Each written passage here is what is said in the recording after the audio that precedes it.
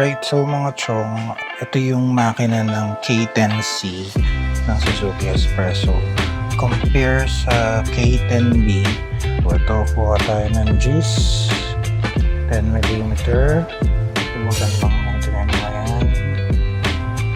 I-spray lang natin.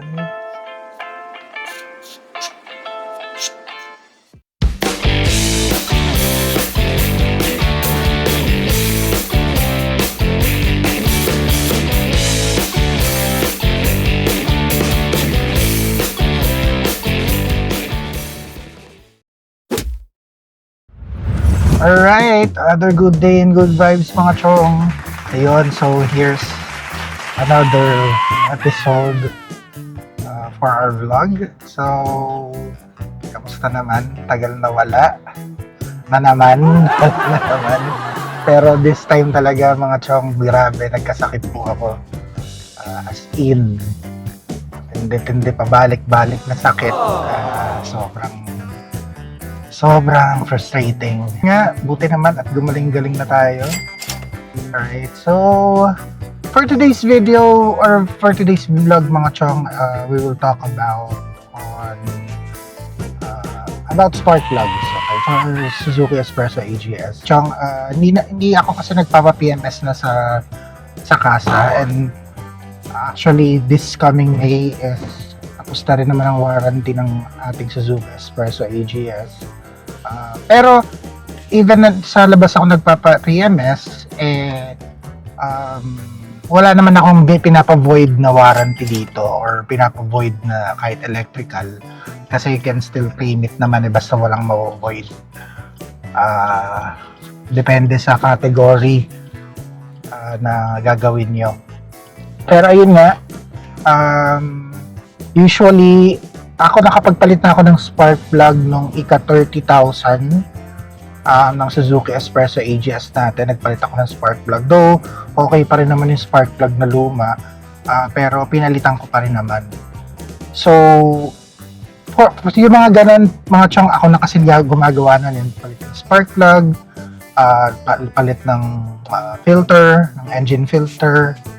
Ako na rin nagpapalit nun, naglilinis ng mga tawag dito, mga filters yun sa makina.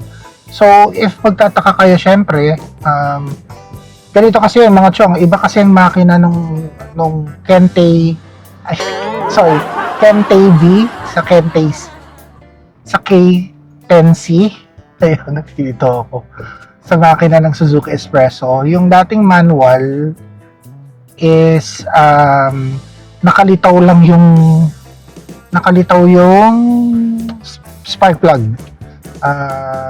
Pagkabukas mo ng hood, makikita mo na kagad doon yung spark plug, ma-access mo kagad.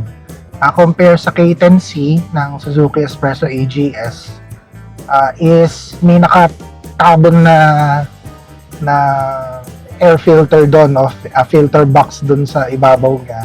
So tatanggalin mo pa talaga lahat yun nasa ibabaw na yon before mo ma-access yung spark plug. So for today's video mga chong, samahan nyo akong baklasin uli yun. Actually, nakakailang baklas na rin naman ako dyan. Kasi every PMS mga chong, I make sure na nililinis ko yung spark plug ko. Syempre, to avoid naman na if ever lang mag-build up ang carbon or kung ano man, mas safe na every 5K na PMS mo is isama mo na rin i-maintain yung spark plug. Though pwede mo naman ipagawa yun dun sa casa tuloy. Sa shop na pinag-PPMS-an mo or sa casa, doon ko sa nagpapa-PMS, pwede mo naman sa kanilang paggawa, may mga charge pa kasi yun. So, might as well ikaw na, ang dali-dali lang naman maglinis ng spark plug or magpalit ng spark plug if ever kailangan mo na magpalit. Diba? Let us access our spark plug area ng Suzuki Espresso AGS natin. Samahan nyo akong baklasin siya. Hindi natin papalitan yung spark plug. Again mga chong, lilinisin lang natin. Kasi pagka 35,000 na to si Yogi natin, si Espresso natin. So, lilinisin na rin natin bago ako magpa-PMS ng 35,000. Kasi nasa 34,290 na siya. Biruin mo. And again, mga chong, going 3 years na tong Suzuki Espresso AGS natin. And ayun, so far, when it comes sa reliability, mga chong, is sobrang superb pa rin ng Espresso AGS natin. Hindi ako nagkakaproblema dito sa AGS natin. Samahan nyo ako mga chong. Again, pakita ko lang sa inyo kung paano ko siya ina-access. And actually soon, na rin maglilinis ng throttle body ng Espresso natin. Madali lang din naman siyang i-access. Again mga chong, hindi naman automatic CVT ang ating Espresso AGS. Manual transmission pa rin naman to. Pati mga components niya is pang manual. So nothing to worry about. Hindi siya ganun ka-complicated. Pero for this video, let's access the spark plug first. Para lang may idea kayo, at least for K10C na makina, kung paano ina-access yung spark plug natin. So in time, yun nga, just to help you guys na in the future na gusto niyo siyang i-access, is ma-access ko siya, di ba? So another big bonus yun for us as an owner, di ba? Alright mga chong, so tara, simulan na natin. Ito yung makina ng K10C ng Suzuki Espresso. Compare sa K10B, yung K10B is nandito lang yung air filter box. So madali mo kagad ma-access yung spark plugs and everything. So for K10C is kailangan mo munang tanggalin itong nasa top bago mo ma-access yung spark plug dun sa iloob. So tatanggalin mo yung mga itong cover, itong mga tornilyo na yan, pati itong sa air intake nya, tanggalin mo yung tornilyo na yan para ma-set aside mo itong box na to. So once na set aside mo na yan, ma-access nyo na yung spark plug. So tara, tanggalin natin siya. So first, tanggalin muna natin itong strap nito. So ayan, makikita nyo yung filter natin. Medyo madumi na. Papalitan na rin natin yan. Kasi magpapa-PMS na rin tayo kay Yogi. So papalitan natin yung air filter, tsaka yung cabin filter. And syempre, linis spark plug lang. Ang objective natin is malinis yung spark plug. And then, magpapa-PMS na ako kasi nasa 34,800 na si Yogi natin, ang Espresso natin. So, due na rin siya for PMS. So, for this PMS, papa-change oil lang tayo kasi kakapalit lang natin ng transmission oil nung ika 30,000 niya. Magpapalinis rin tayo ng brake pads, pa-check natin brake pads. Ayun, so yun lang yung gagawin natin sa PMS. Then the rest, kasi yung spark plug, kakapalit ko lang din yan ng ika 30,000. So lilinisin lang natin siya ngayon, ngayong PMS na 35,000. So I think that's it lang naman yung mga kailangan natin gawin for our Espresso. Nothing major. Kuha tayo ng G's, 10mm, yung socket. Tuwagan lang natin yung mga yan.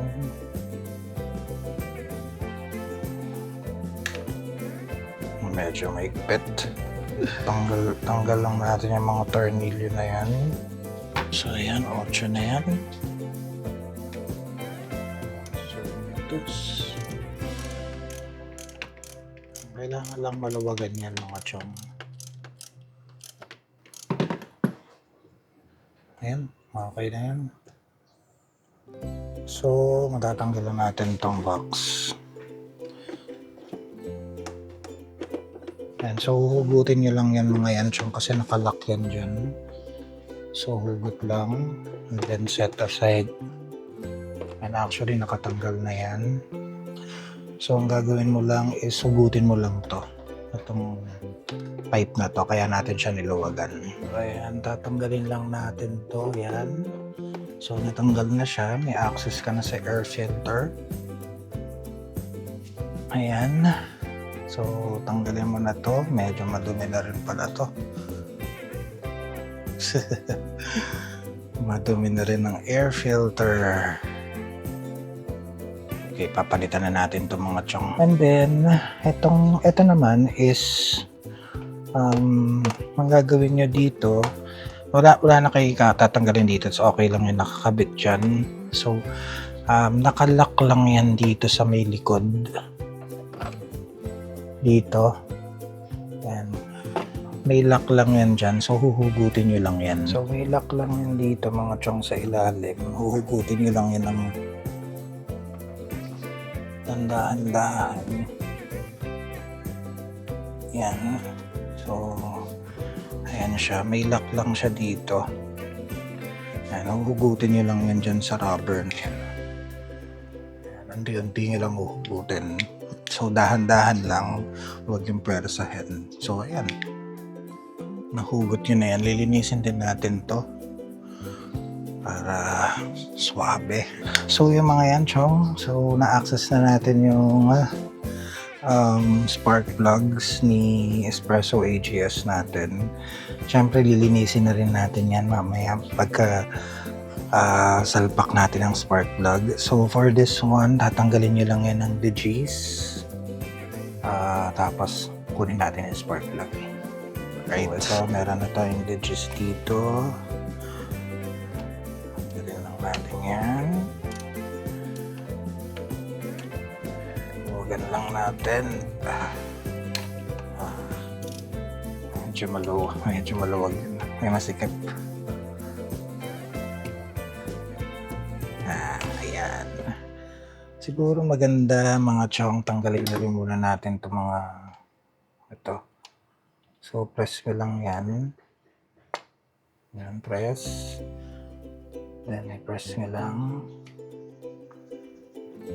Yan.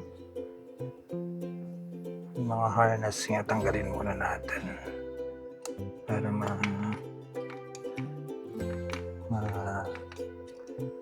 gawa natin ang maayos. Ayan, so, tanggalin natin mga tornilyo.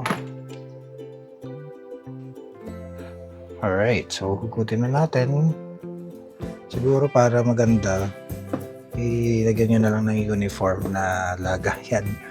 Palatandaan na 1, 2, 3 para hindi kayo malito. And then, hugutin na natin yung spark plugs.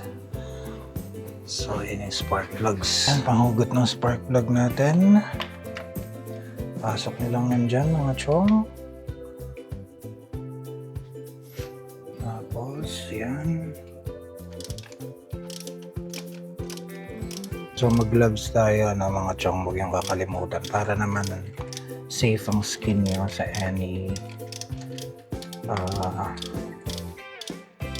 sugat o dumi na malala. Just to be safe lang sa skin niya. Tanggalin lang natin yung wrench para maikot natin, maluwagan natin ng maayos.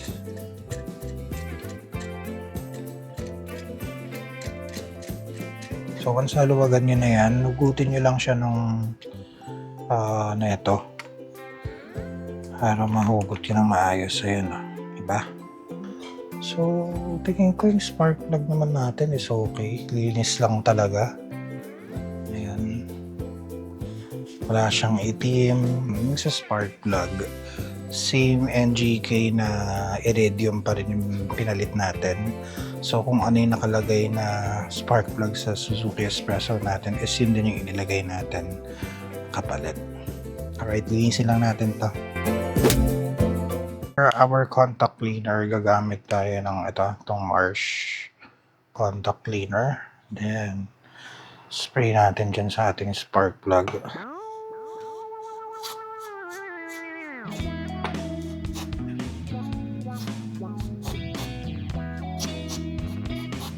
Spray lang natin.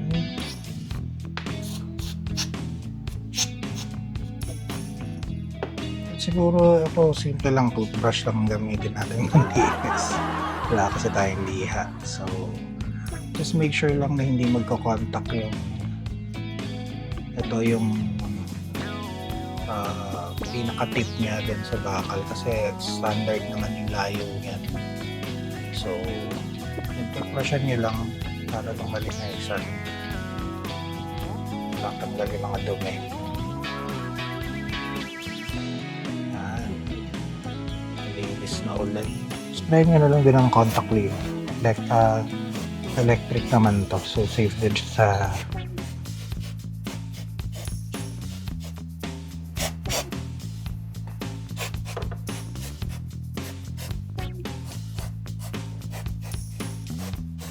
safe din siya sa mga tawag dito, sa mga electronics.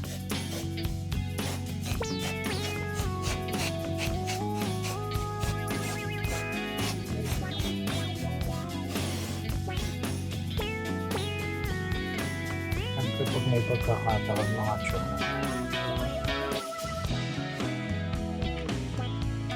pinusin nyo yung mga hindi madadalasang abot.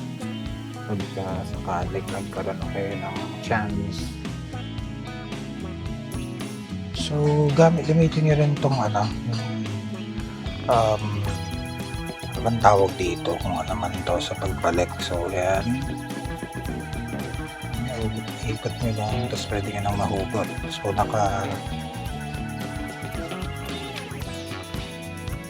parang tornilyo na siya doon kahit pa paano, diba? So, ganito rin sa kabila. Ayan. Kasi tornilyo nyo lang siya ng very light. Ayan, para mahugot nyo ulit. 16mm na wrench nyo na socket para mahigpitan nyo siya. So, higpit lang. Ayan, so mahigpit na. Kabila naman.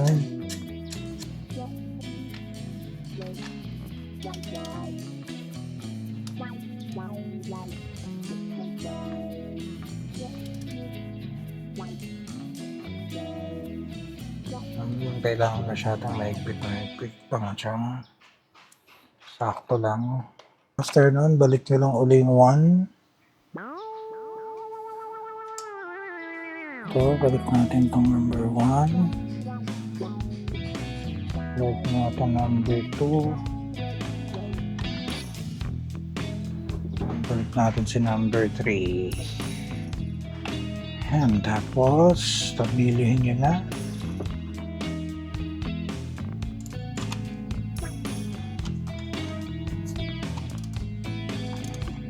Ayan, huwag naman din masyadong mahigpit, mga chong.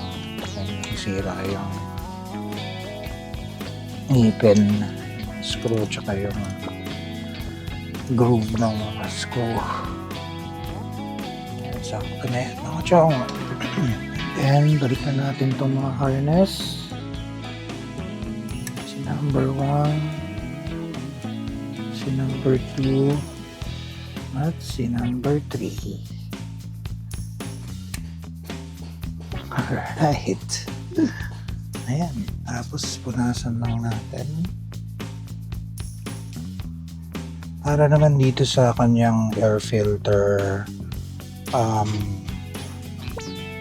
box is spray nyo lang din ng contact cleaner niya. Para lang malinis siya.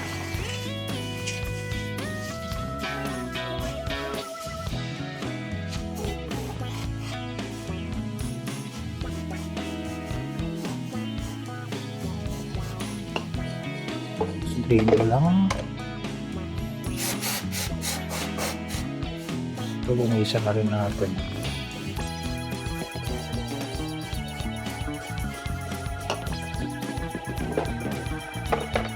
Diba, linis.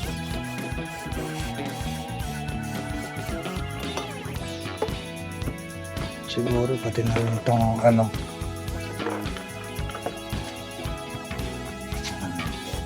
hindi na rin yan.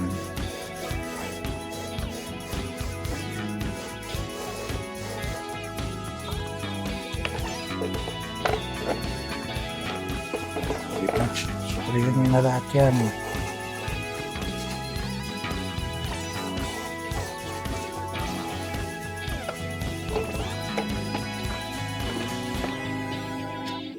Di ba? Release na ulit. Tapos balik na natin yan mga chong. Alright. Siguro next time na yung throttle body, pero palitan natin siya ng bagong air filter. So mga chong, for our air filter, nakabili tayo ng package na siya. So one for the cabin and one for the airbox natin. So I think this is only for 800 pesos.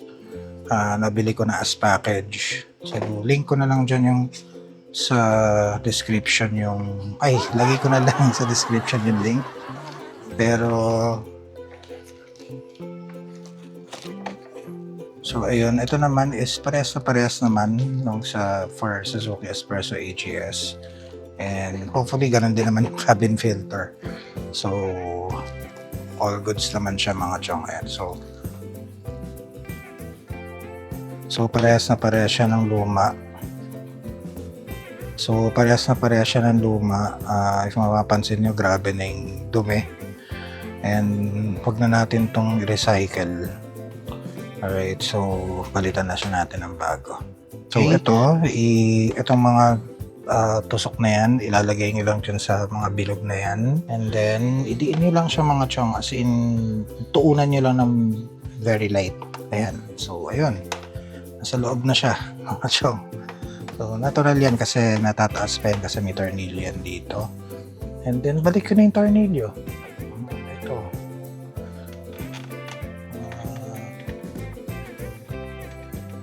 Yung G's na tornilyo. So, lagay na natin yung air filter. Ayan. So, di naman kayo magkakamali dyan. Sundin nyo lang hugis. Yung shape ng box. And then, lagay ng filter. Ayan.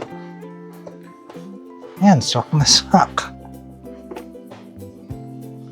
Napasok nyo muna ito dito. Yung nilawagan natin kanina sa map. So, ayan mga chom, naipasok ko na itong filter box dun sa hose. Mamaya higpitan na lang natin. Labas lang natin yung tornilyo para hindi tayo mahirapan. So, yan, higpitan na lang yan. And then, for this one, balik nyo lang ulit itong mga lock na to. Ayan, slide nyo lang siya mga chom. Ayan, diba? Slide na siya. Tapos yan. Cover na. Clip nyo lang ulit.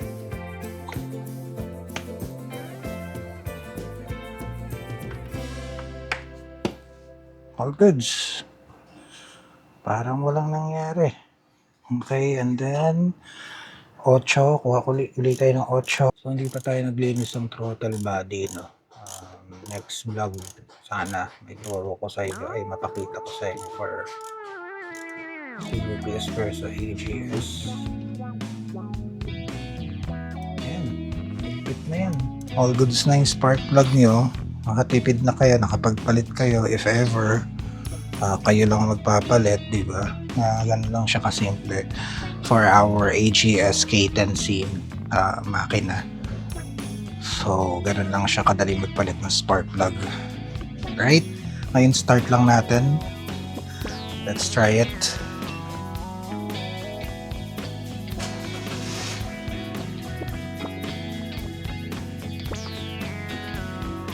Alright, yan. So, ayan na. Na-reach niya na yung kanyang temperature. At nagbukas na tayo ng aircon. Swabe naman mga chong. Success ang ating linis ng spark plug. Alright, so mga chong, yun lang naman. Again, ang na-achieve natin today is napalitan natin yung air filter. Nalinis din natin yung spark plug. So again, maganda is every PMS nyo is na nililinis siya para tanggal naman yung mga carbon or anything na matinis sa spark plug. Para ma-check nyo na rin kung malakas ba siya mag-init ng carbon. And then, ano pa ba? Ayun, nalinis din natin tong air filter box natin. So, hindi lang natin nalinis yung throttle body, pero pwede naman sa next PMS yun. Yung ika 40,000 niya, linisin natin yung throttle body. Pero so far ngayon, siguro tomorrow magpapa-change oil na ako. And magpapa-brake cleaning ako. And So, palitan ko rin siguro, papalitan ko na rin yung cabin filter natin and siguro lilinisin ko rin yung fan sa aircon natin. Alright, so yun lang naman mga chong for this vlog. Do like, comment, share, and subscribe. Again, keep the good times and good vibes rolling. Peace out.